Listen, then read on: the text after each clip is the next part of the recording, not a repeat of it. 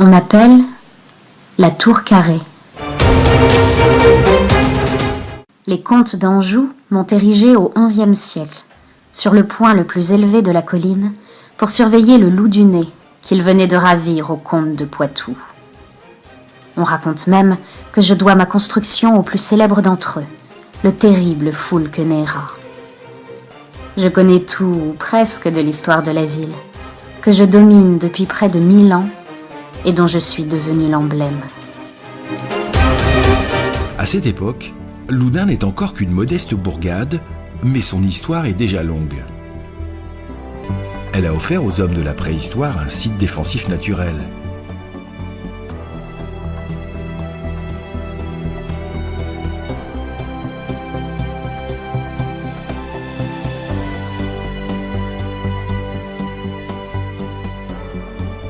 Les abris sous roches, les fontaines et les sources indispensables à la vie.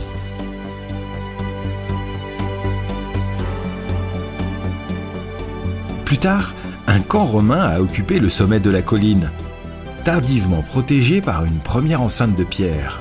Les vieilles murailles étaient sans doute encore debout quand Charlemagne est venu à Loudun.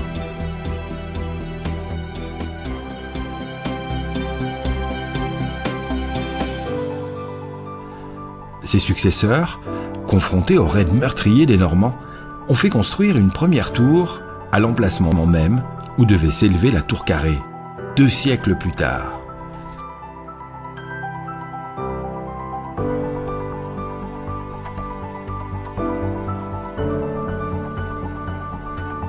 Nous sommes arrivés au XIe siècle. Les Capétiens sont sur le trône de France depuis 987.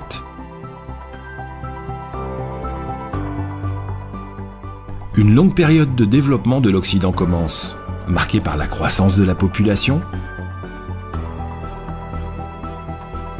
l'accélération des défrichements, l'extension des villes,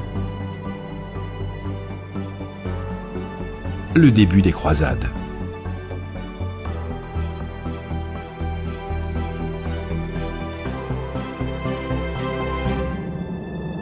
Loudun n'échappe pas à ce mouvement. À peine construite, la tour assiste à l'expansion de la cité, à l'époque des comtes d'Anjou qui deviendront rois d'Angleterre, puis à sa métamorphose en ville-forteresse par le roi Philippe Auguste.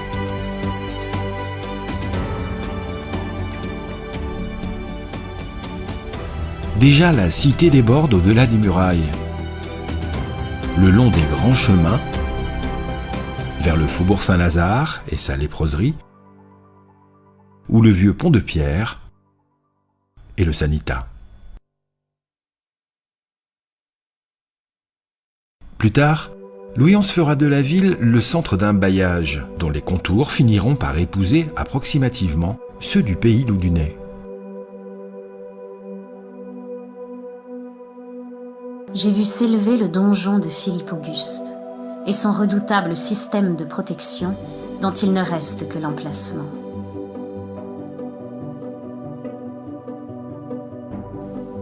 J'ai vu une solide muraille ceinturer la colline, construite sur les ruines des fortifications gallo-romaines, protégée par 20 tours et les 2 mètres d'épaisseur de ses murs.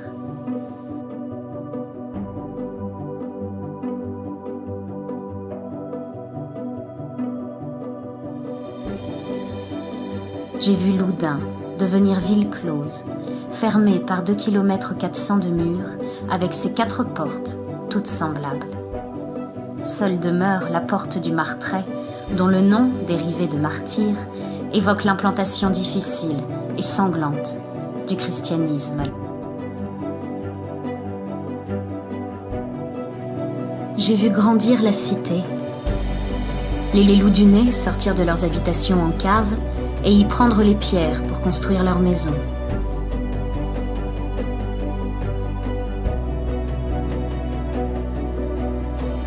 J'ai vu la ville occuper les pentes de la colline, déborder au-delà des murailles et des douves, le long des grands chemins de Poitiers, Chinon, Angers ou Saumur.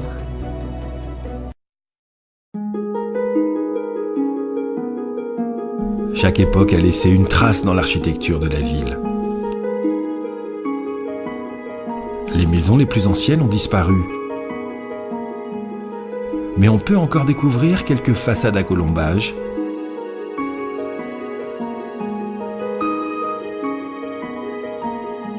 d'élégantes fenêtres gothiques sous les corniches à corbeaux,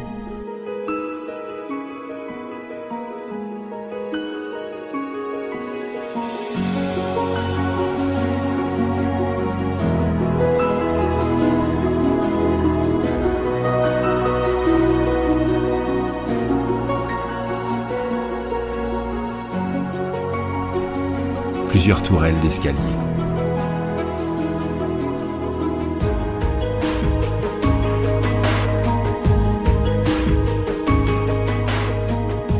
Ailleurs, ce sont les porches monumentaux d'anciens hôtels particuliers. Signe extérieur du prestige des grandes familles qui habitaient ces demeures.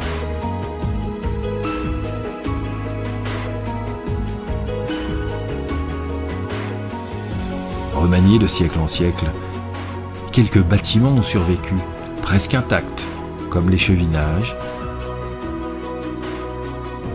ou la maison du plus célèbre des Loudunais, Théophraste de Renaudot, médecin philanthrope, visionnaire exceptionnel et réalisateur d'idées. On le considère comme le père de la presse périodique française et sa maison abrite aujourd'hui un musée.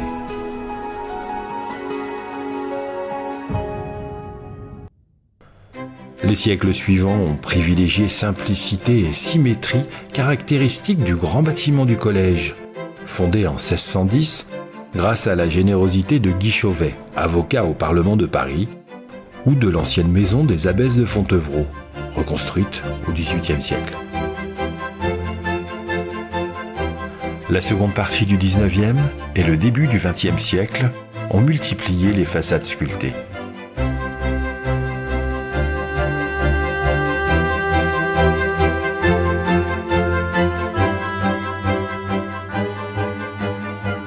J'ai vu les églises et les couvents se multiplier, nés de la ferveur religieuse de l'époque romane, du nouvel élan donné par les croisades, de la marche triomphale de la contre-réforme ou d'une vocation éducative ou charitable qui s'est prolongée bien au-delà de la Révolution.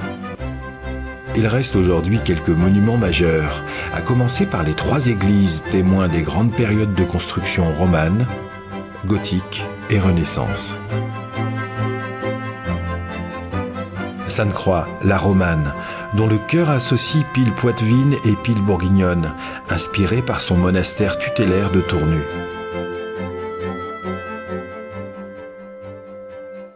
Saint-Pierre du Marché, né de la volonté royale au début du XIIIe siècle, pour remplacer la vieille église paroissiale du château, condamnée par la transformation de la colline en site militaire. Sans cesse agrandie, elle présente un admirable portail Renaissance. Ajouté au XIXe, ces vitraux racontent l'épopée des saints personnages dont la vie a croisé celle de la ville.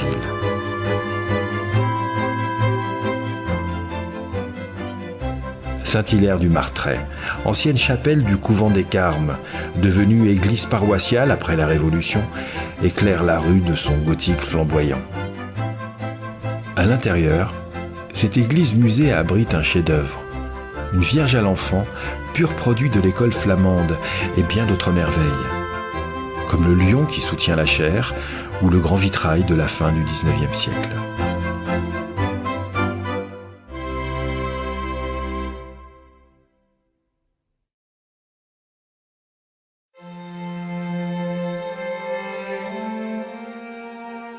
Du temps de la Contre-Réforme, Loudun garde les façades des couvents de la Visitation et de l'Union chrétienne.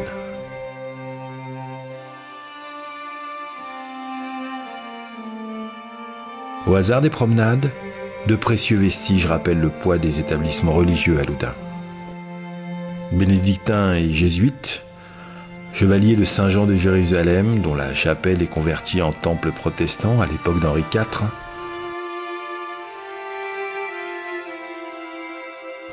couvent des Ursulines, tristement célèbre pour une affaire de possession qui va conduire au bûcher le curé de Saint-Pierre-du-Marché, Urbain Grandier.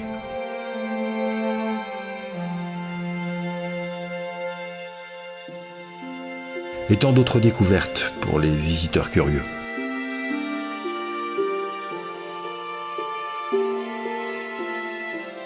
J'ai vu de nombreux personnages importants faire étape dans la ville. Pape ou futur pape,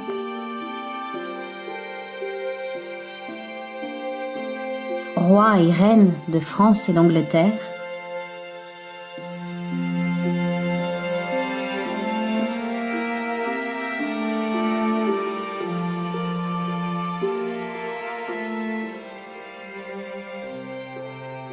grands chefs de guerre, admirés ou redoutés. Certains accueillis triomphalement,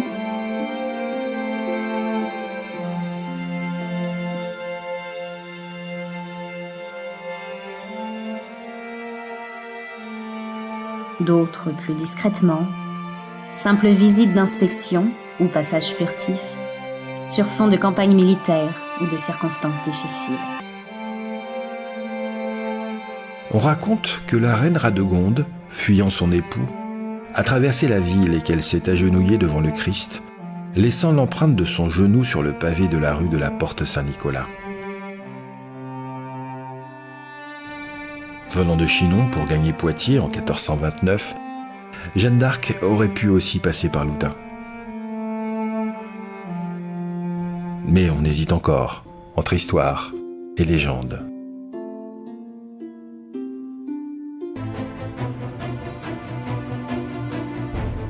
J'ai connu les grands loups du nez qui ont honoré la cité. Les Macrins, Sainte-Marthe, Bouillot,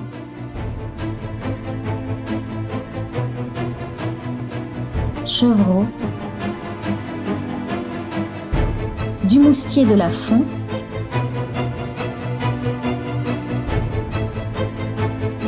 et combien d'autres comme Arnaud Poirier, les Gilles de la Tourette, Moreau de la Ronde,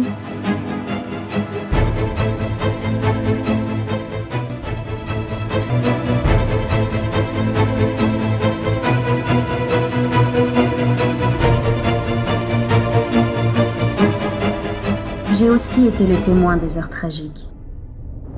Le siège de 1350, quand la citadelle a résisté pendant plusieurs mois aux Anglais qui occupaient la ville. Les ravages des guerres de religion, avec les églises et les couvents vandalisés et livrés aux flammes. Les épidémies de peste, qui écrémaient régulièrement la population. La démolition du château sur ordre royal. Le bûcher d'Urbain Grandier sur la place qui porte son nom.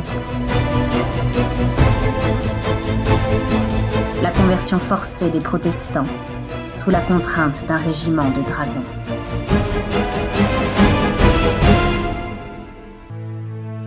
La ville perd plus de la moitié de sa population. Il n'y a plus que 4700 habitants en 1791. La ville entre dans les années révolutionnaires. Elle envoie ses députés aux assemblées, multiplie les manifestations patriotiques, ferme puis rouvre ses églises, recrute les soldats de la République et de l'Empire. Lorsque nous sommes entrés dans le XIXe siècle, je veillais sur une bourgade modeste qui n'était pas encore sortie de sa gangue médiévale. En 2 siècles, tout allait changer.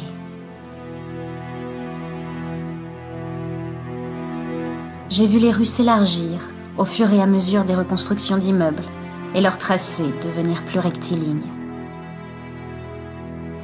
J'ai vu disparaître les immeubles qui encombraient les places et débordaient sur les rues. L'ancien pavage qui faisait la fortune des cordonniers. Et les ruisseaux qui servaient de déversoir aux liquides ménagers en tout genre. J'ai vu le tissu urbain se desserrer avec la création de nouvelles rues et de nouveaux espaces de rassemblement.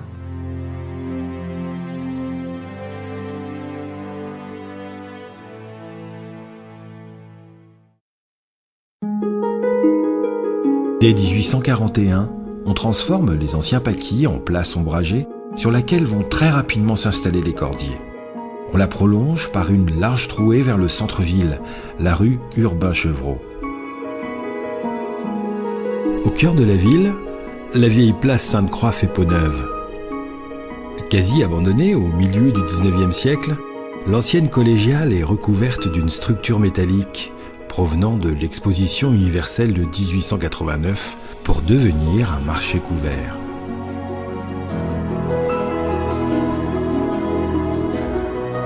Pendant plus d'un siècle, le marché Sainte-Croix, prolongé par les étals qui envahissent la place et les rues, sera un rendez-vous hebdomadaire incontournable pour les Laudunais. On y vendait nos célèbres chapons, qui servaient de référence à ceux du Mans et de Bresse, nos melons, nos truffes. Pour les Laudunais, elle reste un lieu de rassemblement privilégié. À la fin du XXe siècle, après une restauration exemplaire, elle est transformée en espace culturel où se succèdent expositions et concerts.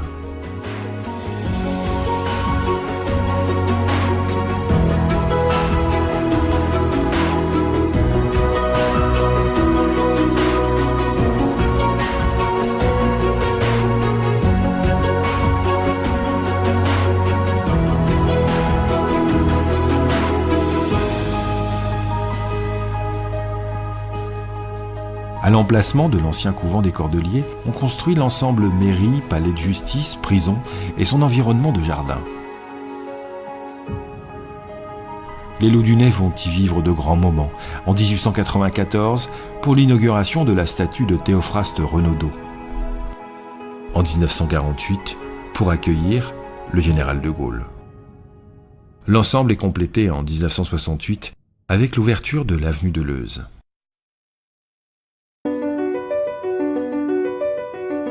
Au sommet de la colline, la promenade aménagée au milieu du XVIIIe siècle se transforme à son tour.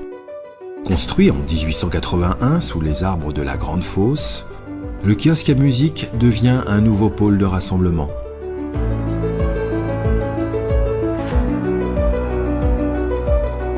Comme son voisin, le Vélodrome, inauguré le 14 juillet 1895, un pionnier dans la Vienne. Critérium, nocturne, course à l'américaine. Amateurs et champions se sont succédés sur cette piste pour le plus grand plaisir d'une foule enthousiaste. Avant qu'elle ne devienne obsolète. À la fin du XIXe siècle, les anciens magasins qui débordaient sur les rues ont disparu. Les bouchers ont déserté leurs bancs du centre-ville. On ne vend plus de pain sur le carrois au pain, ni de fouasse dans la rue de la Fouasserie.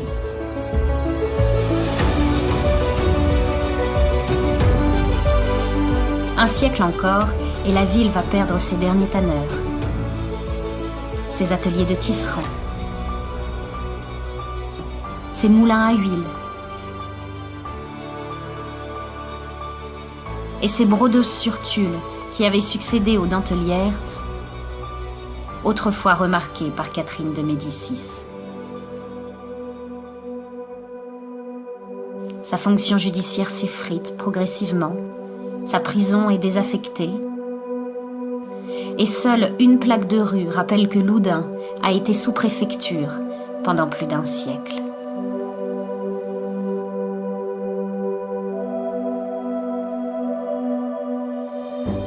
La ville a pris le tournant de la modernité. Les boutiques aux vitrines colorées ont remplacé les échoppes.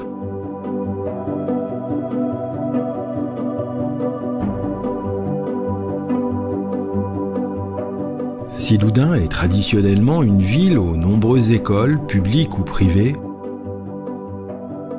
elle a multiplié très tôt les lieux de culture et de distraction. Les Loudunais n'hésitent pas à se déplacer au-delà des boulevards pour participer ou assister aux spectacles sportifs.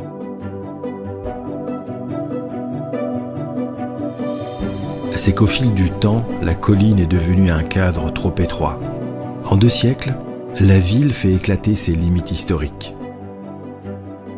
Avec la fin des douves et la naissance des boulevards, de nouveaux espaces sont à la disposition des Loudunais. On y transpose les marchés aux bestiaux. On y accueille les cirques ambulants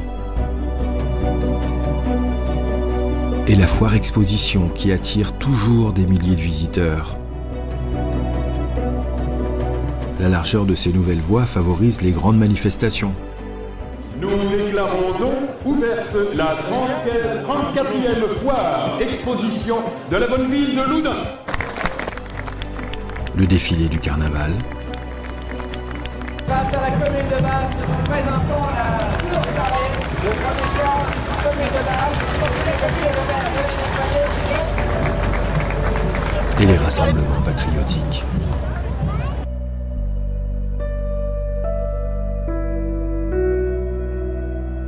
De nouvelles constructions s'élèvent le long des boulevards. Maisons bourgeoises,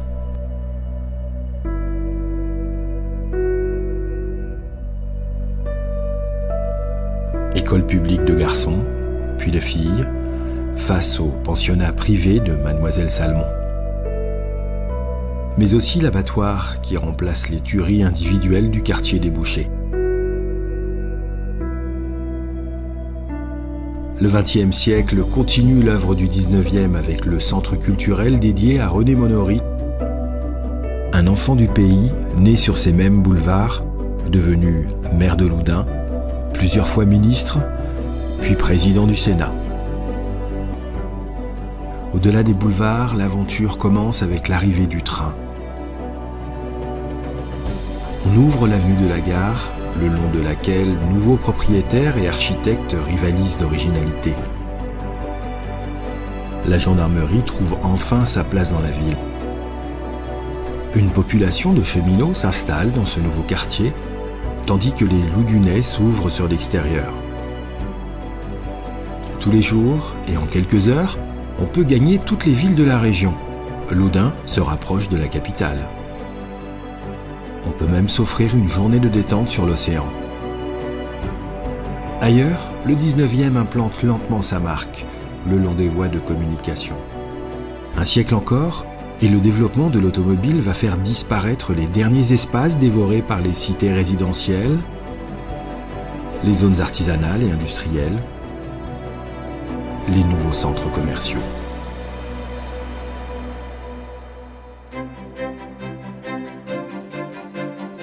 Quand le XXe siècle est arrivé, on m'avait oublié et la ruine se faisait menaçante.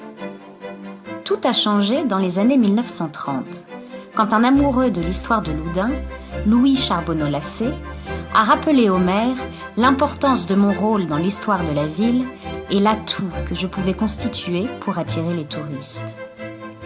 J'ai été réparée, mise en valeur, dotée d'un escalier pour permettre aux curieux, loudunais ou non, de monter admirer le panorama que l'on découvre de mon sommet. Plus tard, on a amélioré mon environnement en créant à ma base un jardin d'inspiration médiévale et en modifiant mon chemin d'accès pour permettre de mieux me découvrir. Certes, mon escalier est maintenant inaccessible, mais c'est en attendant une nouvelle renaissance.